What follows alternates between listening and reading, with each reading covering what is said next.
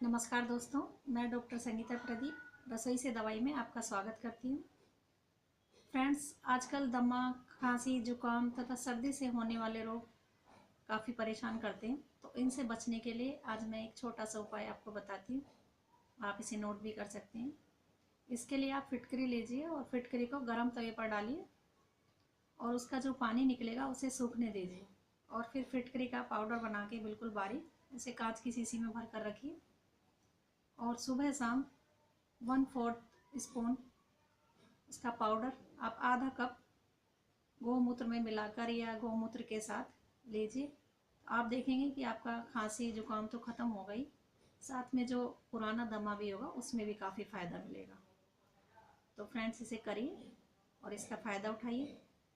Video को like कीजिए और शेयर कीजिए ताकि और लोग भी इसका फ़ायदा उठा सकें, और चैनल को सब्सक्राइब कीजिए।